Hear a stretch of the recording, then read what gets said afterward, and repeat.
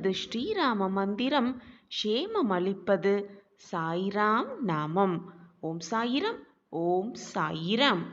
கண்மணியே, வசந்தங்கள் இனி உன் வாழ்வில் வளர்ப்பிறையாய் வளரத் தொடங்கும். என் அன்பு குழந்தையே, வாழ்வில் நிறைய நிறைய இழந்து விட்டாயா? இழந்ததை எண்ணி எண்ணி வருந்திக் கொண்டிருக்கிறாயா? கவலைப்படாதே என் கண்மணியே, இதோ பறிபோன உன் வாழ்வை உன்னிடம் சேர்க்கவே உன் அப்பா வந்திருக்கிறேன். கண்மணியே, ஒன்றை மனதில் நிறுத்திக்கொள். வாழ்க்கையில் எல்லாருக்குமே எல்லாமே கிடைத்து விடுவதில்லை. ஒன்றை அடையும் பொழுது மற்றொன்றை இழந்துதான் ஆக வேண்டும். அதே போல ஒன்றை இழக்கும் பொழுது அதைவிட பல மடங்கு பெரியதாக பெறப்போகிறாய் என்பதை புரிந்து கொள். இழந்ததை நினைத்து வருந்தி வருந்தி ஏங்கி ஏங்கி இருப்பதையும் இழந்து விடாமல் பார்த்துக்கொள் என் குழந்தையே. ஒன்றை மட்டும் மனதில் நிறுத்திக்கொள் என் குழந்தையே, உனக்கானது எதையையும் நீ இழக்கவே மாட்டாய். உன்னை இழக்கும்படி நான் செய்துவிடவும் மாட்டேன். என் பிரியமான கண்மணியே, அனைவரும் கைவிட்டு விட்டார்கள் என்று நீ நினைக்கும் வேளையில், மனம் வருந்தும் வேளையில் என்னுடைய கரம் உன்னை நோக்கி வரும். அதை இறுக்கமாக பற்றிக்கொள். நான் இருக்கிறேன். உனக்கு என்று எழுதப்பட்டது, உனக்கு என்று படைக்கப்பட்டது சர்வ நிச்சயமாய் அது உன்னிடமே வந்து சேரும். உனக்கானது எதையையும் யாராலும் எவராலும் தட்டி பறிக்கவே முடியாது. உனக்கு என்று இருப்பது எத்தனை தடைகள் வந்தாலும் 7 கடல் தாண்டினாலும் உன்னிடமே வந்து சேரும். அதே போல உனக்கு இல்லாத ஒன்று உன்னிடம் நிலைத்து இருப்பதும் இல்லை. உனக்கு என்று வாய்க்கப்பட்டதை உன்னிடம் இருந்து எவராலும் பறித்து செல்லவும் முடியாது, தட்டி பறிக்கவும் முடியாது குழந்தையே. எப்படியானும் எந்த சூழ்நிலையிலாலும் அது உன்னிடமே திரும்ப வந்து சேர்ந்தே தீரும். அப்படியும் இழந்துவிட்டதாய் உன் மனம் வேதனைப்பட்டாலோ துன்பப்பட்டாலோ, நீ இழந்ததை விட 100 மடங்கு பல மாற்றத்தை, பல அற்புதத்தை, பல அதிசயத்தை உனக்காக நான் கொண்டு வந்து சேர்ப்பேன் என் குழந்தையே. இதுதான் என் உலகம், இதுதான் எனக்கு கிடைத்திருக்கும் வாழ்க்கை, இதுதான் என் வாழ்வு என்று ஏற்றுக்கொண்டு வாழும் பொழுதுதான், அப்பொழுதுதான் மனது நிம்மதியாக இருக்கும், சந்தோஷமாகவும் இருக்கும். இருப்பதை வைத்து சந்தோஷமாக வாழ கற்றுக்கொள் குழந்தையே. உன் சாயப்பா என் பிரியமான கண்மணிக்கு கொடுக்க நினைப்பது நீ இழந்ததை விட, நீ எதிர்பார்ப்பதை விட 100 மடங்கு பெரியதாகவே இருக்கும். இது உன் சாயப்பாவின் சத்திய வாக்கேதான். அவசரப்படாதே என் குழந்தையே, பொறுமையாக இரு. நேரம் வரும் பொழுது, உனக்கான காலம் கழியும் பொழுது உனக்கானதை உன்னிடம் கொண்டு வந்து சேர்ப்பேன். உன் கரங்களில் கொண்டு வந்து சேர்ப்பேன் உன் சாயிநாதர். வாய்ப்பு வரும் பொழுது தவறாமல் பற்றிக்கொள். அந்த வாய்ப்பை பயன்படுத்திக்கொள். உன் வாழ்வு மகிழ்ச்சியுறும், சிறப்படையும், வெற்றியாகும், ஜெயமாகும். நீ இழந்ததையெல்லாம் உன் கரம் சேர்க்கும் காலம் வந்துவிட்டது. இனி எல்லாமே உனக்கு வசமாகும். உன்னுடைய இந்த நிலைமையை பார்த்து நீ கவலைப்படாதே. இப்பொழுதுதான் இந்த நிலைமையில்தான் நீ என்னோடு மிக நெருக்கமாக இருக்க முடியும். நான் உன்னிடம் மிக நெருக்கமாகவும் பழக முடியும். அதனால் தனிமையாக இருக்கிறோமே என்று வருத்தப்படாதே. உனக்கான வாய்ப்புதான் இந்த தனிமை. நீ என்னோடு நெருங்கி பழகுவதற்கும் நான் உன்னோடு நெருக்கமாக இருப்பதற்கும் இந்த தனிமைதான் காரணமாகவே இருக்கிறது. உன் கண்களுக்கு முன்பாக நான் உன்னோடு அமர்ந்து கொண்டிருக்கிறேன். நீ திரும்பும் திசையெல்லாம் நான் உன்னோடு இருந்து கொண்டுதான் இருக்கிறேன். உன் கண்கள் காணும் அனைத்து ஜீவராசிகளின் உள்ளாகவும் நான் நிறைந்து இருக்கிறேன். ஏன், ஏதாவது ஒரு ரூபத்தில் வந்து உனக்கு நான் காட்சியும் தந்து கொண்டுதான் இருக்கிறேன். நிழலாக நான் எப்பொழுதும் உன்னை தொடர்ந்து கொண்டுதான் இருக்கிறேன். நான் உன்னோடு இருக்கும் வரை, நிழலாக உன் அருகில் இருக்கும் வரை, என் பார்வை உன் மீது இருக்கும் வரை உனக்கு ஏன் குழப்பமும் போராட்டமும்? உன் மனதில் தேவையில்லாததை போட்டு குழப்பிக் கொண்டே இருக்காதே. நீ வருந்துவதாலும் கவலைப்படுவதாலும் எந்த பிரயோஜனமும் ஆகப் போவதே இல்லை. எதுவுமே உனக்கு நல்லதாக அமையப் போவதும் இல்லை. நடப்பது நடந்தேதான் தீரும். நீ கவலைப்படுவதாலோ கண்ணீர் சிந்துவதாலோ ஏதாவது மாறிவிடப் போகிறதா? மாற்றம் வரவே வராது என்று சிந்தித்துப் பார். உன் கவலையும் வீண், உன்னுடைய கண்ணீரும் வீணாகத்தான் இருக்கும். எனவே வருவது வரட்டும், போவது போவட்டும், நடப்பது நடக்கட்டும் என்று இருந்துவிட்டு போ. வாழ்வாவது நிம்மதியாக இருக்குமே. அனைத்தையும் என் பாதத்தில் வைத்துவிட்டு சந்தோஷமாக இரு, நிம்மதியாக இரு. அனைத்தையும் நான் பார்த்துக் கொள்கிறேன். என் மீது பாரத்தை வைத்துவிட்டு அதன் பிறகு உன் வாழ்வில் என்ன நடந்தாலும் என்னதான் நடந்தாலும் அதற்கு உன் சாயப்பா நானே பொறுப்பு. நடக்கும் எதற்கும் நான் பொறுப்பாளியாகவே மாட்டேன். நடப்பது எல்லாம் அப்பாவின் பார்வையில்தான் நடக்கிறது என்று முழு நம்பிக்கையையும் என் மீது வைத்துவிட்டால் உன் வாழ்வில் நடப்பது அனைத்திற்கும் நானே பொறுப்பு. நானே காரணக்கர்த்தாவாகவும் ஆகிவிடுகிறேன். எதற்குமே வீணாக குழம்பாதே. நடந்து கொண்டிருப்பதற்கும் இனி நடக்கப் போவதற்கும் நமக்கும் எதற்கும் சம்பந்தமே இல்லை என்ற அளவில் உன் மனதை மாற்றிக்கொள். உன் மனதை தேற்றிக்கொள். அப்பொழுதுதான் உன் மனம் நிம்மதியாக இருக்கும், சந்தோஷமாக இருக்கும், வாழ்வும் நிம்மதியாகவே இருக்கும். அப்படி இருந்து பார். இனம் புரியாத ஒரு அமைதி உன் மனதில் உண்டாகும். இனம் புரியாத ஒரு நிம்மதி உன் வாழ்வில் வந்து நிறையும். ஒன்றை நன்றாக புரிந்து கொள் என் பிள்ளையே. சிறிய தவறுக்காக மற்றவரை ஒருவரை விட்டு நீ விலகாதே. அது உனக்கே மிகப்பெரிய தவறாகிவிடும். என் கண்கள் எப்பொழுதும் உன்னை பார்த்து கொண்டிருக்கும் பொழுது உனக்கு எந்த தீங்கும் எந்த தீமையும் நெருங்காது. நெருங்கவும் நான் விட்டு விடமாட்டேன். என்னுடைய பார்வையால் நீ 8 திக்கிலும் பாதுகாக்கப்படுகிறாய். நம்பிக்கை இல்லாதவனுக்கு எந்த இறைவனும் துணை இருப்பதே இல்லை. எந்த இறைவனை வேண்டினாலும் அவனுக்கு எந்த நல்லதும் நடக்கப் போவதும் இல்லை. உன்மேல் முதலில் நம்பிக்கை வை. உன்னை படைத்த இறைவன் மேல் முழு நம்பிக்கை வை. உன் வாழ்வில் மாற்றத்தக்க அதிசயங்களை நிச்சயமாக அந்த இறைவனே உனக்கு கொடுப்பார். தன்னம்பிக்கையோடு இருப்பவனுக்கு எந்த இடத்தை பார்த்தாலும் பயமே இருக்காது. தன்னம்பிக்கையோடு இரு. எல்லா திசையிலிருந்தும் நான் என்னை கவனித்துக் கொண்டுதான் இருக்கிறேன். என் பார்வை எப்பொழுதும் உன் மீதுதான் இருக்கிறது. நாள், கிழமை, பூஜை அனைத்துமே எனக்கு முக்கியமே அல்ல. உன்னுடைய நம்பிக்கையும் அன்பும் உறுதியாக இருக்கும் பட்சத்தில் எனக்கு எதுவுமே தேவையும் அல்ல. என் மீது முழு நம்பிக்கை வைத்துவிட்டு என் மீது முழு அன்பையும் வைத்துவிட்டு ஒரே முறை சாயி என்று கூப்பிட்டாலே போதும். அடுத்த நொடியே நான் உன் கண்களுக்கு முன்பாக வந்து நிற்பேன். உன் கண்ணீரை துடைப்பேன். உன் வேதனைகளை தீர்ப்பேன். உன் மன போராட்டத்தை துடைத்து வெற்றி, சந்தோஷம், ஆனந்தம் என்னும் சூழ்நிலையை உன் வாழ்விற்கு நான் உருவாக்கியே தீருவேன்.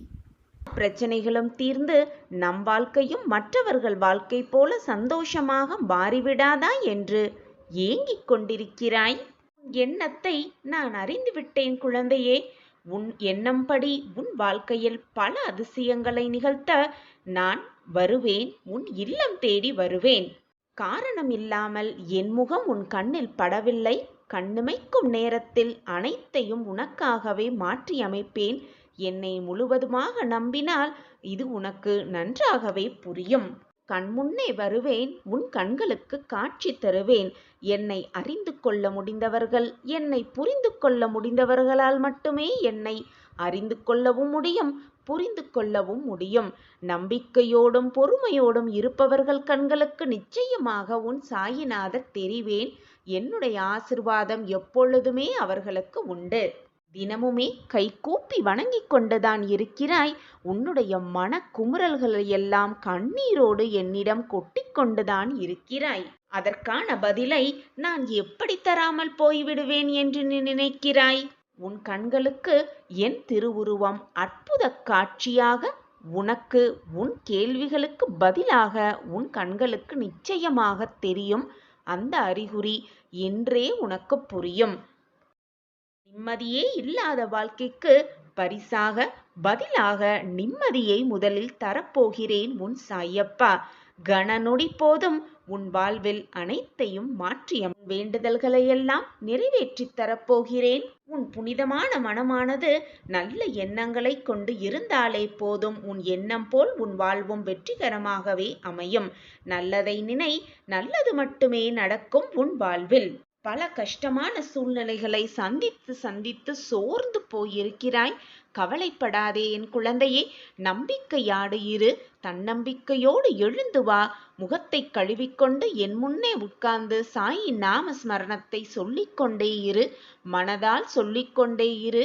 எப்பொழுதும் சாயப்பாவை மனதால் நினைத்து கொண்டே இரு. உனக்கான அதிசயமும் அற்புதமும் உன் கண்களுக்கு தெரியும் வரை நான் ஓய மாட்டேன். இது உன் சாயப்பா உனக்காக விடும் சவாலாகவே வைத்துக்கொள். இது என் சத்திய வாக்கும் கூட. என் வாக்கு என்றைக்கும் பொய்யாகாது.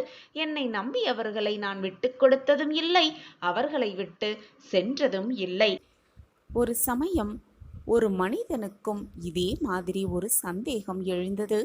நான் எவ்வளவுதான் நடக்கும், கிடைக்கும், மாறும் என்று கூறிக்கொண்டே இருந்தாலும் எப்பொழுதுமே கிடைக்குமா கிடைக்காதா, நடக்குமா நடக்காதா என்ற குழப்பம் அவன் மனதில் வந்து கொண்டே இருந்தது. இந்த குழப்பத்தோடே அந்த மனிதன் வரும் வழியில் மெதுவாக நடந்து கொண்டே இருக்கிறான். குழப்பத்தை மனதில் சுமந்து கொண்டு தீர்வு யாரிடமாவது கிடைத்து விடுமா என்ற சந்தேகத்தோடு அவன் நடந்து கொண்டே வருகையில் வழியில் ஒரு துறவியை அவன் பார்க்கிறான். அந்த துறவியுடன் தன்னுடைய குழப்பத்திற்கான தீர்வு கிடைக்கும் என்ற நம்பிக்கையில் அவன் அந்த துறவியிடம், நான் வாழ்க்கையில் வேண்டுவது, பிரார்த்தனை செய்வது, நினைப்பது, ஆசைப்படுவது என் வாழ்க்கையில் கிடைக்குமா கிடைக்காதா, நடக்குமா நடக்காதா என்ற கேள்வியை எழுப்புகிறான். அதற்கான தீர்க்கமான பதிலை அந்த துறவியும் சொல்ல ஆரம்பிக்கிறார். இதோ உன்னை சுற்றி நிறைய கற்கள் இருக்கிறது. அந்த கற்களில் உன்னுடைய பெயர் பதிக்கப்பட்டிருக்கும் ஒரு கல்லை எடுத்து கொண்டு வந்து வா, என்னிடம் தா. அப்பொழுது நான் உனக்கு சொல்கிறேன், உன் வாழ்க்கையில் நீ நினைப்பது கிடைக்குமா கிடைக்காதா என்று அந்த துறவி அந்த மனிதரிடம் சொல்லிவிட்டு சென்றாராம். உடனே அந்த மனிதனும், இவ்வளவு கற்கள் இருக்கிறதே, இதில் நம் பெயர் பொறித்த கற்கள் எங்கு இருக்கிறது என்று தேட ஆரம்பித்தான். 1 மணி நேரம் போனது. பின்புதான் அவனுக்கு புரிந்தது, இத்தனை கற்களில் நம் பெயர் எப்படி இருக்கும்? நம் பெயரை வந்து யார் எழுதி வைப்பார்கள்? அப்படி நம் பெயர் பொறிக்கப்பட்டிருந்தால் அதை இவ்வளவு கற்களுக்கு நடுவில் நாம் எப்படிதான் தேடி கண்டுபிடிப்பது என்ற குழப்பம் அவன் மனதில் வந்துவிட்டது. எனவே நாம் செய்யும் செயல் தேவையில்லாத செயல், நேரத்தை வீணடித்து கொண்டிருக்கிறோம் என்பது அவன் புரிந்து கொண்டு ஒரு பாறை மீது உட்கார்ந்து ஆரம்பித்தான். அப்பொழுது மீண்டும் அந்த துறவி வந்தார். மகனே, நான் சொன்னபடி உன் பெயர் எழுதிய அந்த கல்லை தேடிவிட்டாயா என்று கேட்டார். உடனே அந்த மனிதன், துறவியே, இவ்வளவு கற்கள் நிறைந்திருக்கும் இடத்தில் என் பெயர் பொறிக்கப்பட்ட அந்த கல் இருக்குமா, அல்லது வீணாக என் நேரத்தை செலவழிக்கிறோமா என்று குழப்பத்தோடு நான் அப்படியே உட்கார்ந்து விட்டேன் என்று கூறினானாம். உடனே அந்த துறவி தன் கைகளை திறந்து காண்பித்தார். அதில் ஒரு கல்லில் அவனுடைய பெயர் பொறிக்கப்பட்டு இருந்தது. உடனே அவனுக்கு சந்தோஷம் தாங்கவே இல்லை. ஆச்சரியத்தோடு அந்த துறவியை பார்த்து, இதை எங்கே இருந்து எடுத்தீர்கள் என்று கேட்டான். இதோ இங்கிருந்துதான் எடுத்தேன் என்று சொல்லிக்கொண்டே அந்த கல்லை மீண்டும் தூக்கி அதே இடத்தில் போட்டார். உடனே அந்த மனிதனை பார்த்து, இப்பொழுது அந்த கல்லில் உன் பெயர் பொறிக்கப்பட்டிருக்கிறது என்று தெரிந்து கொண்டாயல்லவா? இப்பொழுது போய் அந்த உன் பெயர் பொறிக்கப்பட்ட கல்லை தேடி கண்டுபிடித்து எடுத்து வா. மீண்டும் நான் சொல்கிறேன், உன் வாழ்க்கையில் நீ நினைப்பது உனக்கு கிடைக்குமா கிடைக்காதா என்று அப்பொழுது நான் உனக்கு கூறுகிறேன் என்று சொன்னாராம். உடனே அந்த மனிதனும் சந்தோஷமாக அந்த பெயர்பறிய கல்லை தேடி அந்த கல்லின் கூட்டத்திற்குள் சென்று தேடிக்கொண்டே இருந்தானாம். 1 மணி நேரமாகிவிட்டது. 2 மணி நேரமும் தாண்டிவிட்டது. 3 மணி நேரமும் ஆகிவிட்டது. கடைசியாக தன்னுடைய பெயர் பொறித்த அந்த கல்லை எடுத்து கொண்டு வந்து துறவியிடம் காண்பித்தானாம். அப்பொழுது அந்த துறவி ஒரு கேள்வியை கேட்டார். குழந்தையே, நீ முதலில் 1 மணி நேரம் தேடினாய். ஆனால் அதற்குள் உன் மனதில் ஏகப்பட்ட குழப்பங்கள் வந்து அப்படியே உட்கார்ந்து விட்டாய். ஆனால் இப்பொழுது நீ 3 மணி நேரம் தேடி அந்த உன் பெயர் பொறித்த கல்லை எடுத்து வந்து விட்டாயல்லவா? எப்படி இது சாத்தியம் என்று கேட்டாராம் அந்த துறவி. அப்பொழுது அந்த மனிதன் சொன்னான், முன்பு எனக்கு குழப்பம் அதிகமாக இருந்தது. நாம் தேடுவது சரிதானா, நம் பெயர் எழுதப்பட்டிருக்குமா என்ற குழப்பத்தோடு தேடினேன். அந்த நேரத்தை வீணாக்கி கொண்டிருக்கிறோமே என்ற குழப்பம் என் மனதில் வந்ததால் அப்படியே பாறை மீது உட்கார்ந்து விட்டேன். ஆனால் இப்பொழுது அந்த கல், என் பெயர் பொறித்த கல் அந்த கூட்டத்தினுள் கண்டிப்பாக இருக்கிறது என்ற முடிவும் தீர்க்கமான சிந்தனையும் என் மனதில் இருந்ததால் எவ்வளவு நேரமானாலும் அதை கண்டுபிடித்தே தீர வேண்டும் என்ற உத்வேகம் என் மனதிற்குள் வந்துவிட்டது. ஒரு வெறி என் மனதிற்குள் வந்துவிட்டது. அதனால்தான் 3 மணி நேரமானாலும் மனதை தளர விடாமல் தேடி கண்டுபிடித்து கொண்டு வந்தே விட்டேன் என்று கூறினானாம். அப்பொழுது அந்த துறவி பேச ஆரம்பித்தார். மனிதனே, இதையே உன் வாழ்க்கையிலும் செய்ய பழகு. நீ எந்த ஒரு விஷயத்தை நினைத்தாலும் கிடைக்குமா கிடைக்காதா, நடக்குமா நடக்காதா என்ற சந்தேகத்தோடு பார்த்தால் எதுவுமே உனக்கு கிடைக்காது. எந்த பொருள் வேண்டுமோ, எந்த நிகழ்வு நடக்க வேண்டுமோ, எது உனக்கு கிடைக்க வேண்டுமோ அது நமக்கு கிடைக்கும். நமக்கானது நம்மிடம் வந்து சேரும். நமக்கு என்று எழுதப்பட்டது நிச்சயமாக நமக்கு கிடைக்கும் என்பது முதலில் நீ நம்பிக்கை வை. உன் நம்பிக்கைதான் அந்த செயல் நடப்பதற்கான முதல் ஆதாரமாக இருக்கிறது. நம்பிக்கையோடு நீ எதை செய்தாலும், எதை நினைத்தாலும், எதை சிந்தித்தாலும் நிச்சயமாக அது உன் வாழ்க்கையில் நடக்கும், கிடைக்கும். நல்லதே நடக்கும். நல்லதை மட்டுமே நினை, நல்லதை மட்டுமே செய், நல்லதை மட்டுமே சிந்தனை செய். உன் வாழ்வில் நல்லது எப்பொழுதுமே நடக்கும் என்று அந்த துறவி அந்த மனிதனுக்கு அறிவுரை கூறினாராம். எனக்கு வெற்றி கிடைக்குமா கிடைக்காதா, நான் நினைத்தது நடக்குமா நடக்காதா, நான் ஆசைப்பட்டது எனக்கு நிறைவேறுமா நிறைவேறாதா என்ற சந்தேக கண்ணோடு எதை பார்த்தாலும் அது சந்தேகமாகத்தான் முடிந்துவிடும். கிடைக்கும் என்று நம்பு, அது உனக்குத்தான். நடக்கும் என்று நம்பு, அது உன்னுடையதுதான். முடியும் என்று நம்பு, நிச்சயமாக உன் வாழ்க்கை உனக்குதான். எப்பொழுதுமே தீர்க்கமாக இரு, நம்பிக்கையோடு இரு, தன்னம்பிக்கையோடு இரு. நீ நினைப்பது எல்லாமே உனக்கு சாதகமாகவே நகரும், நிகழும். அனைத்தையும் நான் உனக்கு நடத்தி காட்டுகிறேன். தேவையில்லாத பயமும் குழப்பமும் உனக்கு வேண்டவே வேண்டாம். உன் சாயப்பா உன்னோடு இருக்கும் வரை உன் வாழ்க்கையில் குழப்பம் என்ற சொல் பேச்சிற்கு இடமே இல்லை. இது நாள் வரை எதற்காக காத்திருந்தாயோ, எந்த நிகழ்வு உனக்குள் நடக்க வேண்டும் என்று விருப்பத்தோடு இருந்தாயோ, எந்த மாற்றம் உன் வாழ்வில் நிகழ வேண்டும் என்று காத்திருந்தாயோ, அது ஒரு சேர நிகழும் நேரம் உன்னை நெருங்கிவிட்டது. சந்தோஷமாக இரு. உன் சாயப்பா உனக்காகவே இருக்கிறேன் என்ற நம்பு. உன் மனதில் ஓடும் அனைத்து எண்ண ஓட்டங்களையும் நான் அறிந்து வைத்துக் கொண்டுதான் இருக்கிறேன்.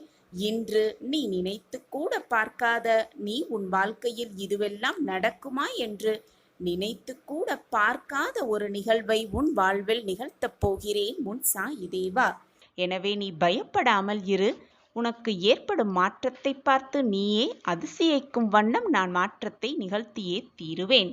உனக்கு யாருமே இல்லை, உனக்கு யாருமே துணையாக இல்லை, உன்னை வழிநடத்த யாருமே இல்லை என்று சொல்பவர்களுக்கு முன்னால் தைரியமாக நெஞ்சை நிமிர்த்தி சொல் குழந்தையே, எனக்கு துணையாக என் அப்பா இருக்கிறார் என்று தன்னம்பிக்கையாக இரு. முடியும் என்றால் நிச்சயமாக ஒரு நாள் உன் வாழ்வில் விடியல் வந்தே தீரும். நம்பிக்கை இல்லாத இடத்தில் ஒரு பொழுதும் அன்பு என்பது இருக்கவே இருக்காது. ஒன்றை நன்றாக புரிந்து கொள் என் குழந்தையே. மனம் குழப்பமாக இருக்கும் சமயத்தில் மௌனமாக இருந்துவிடு. எந்த ஒரு முடிவையும் எடுக்க நினைக்காதே. அதேபோல் மனம் கஷ்டமாக இருக்கும் சமயத்தில் தைரியமாக இருந்துவிடு.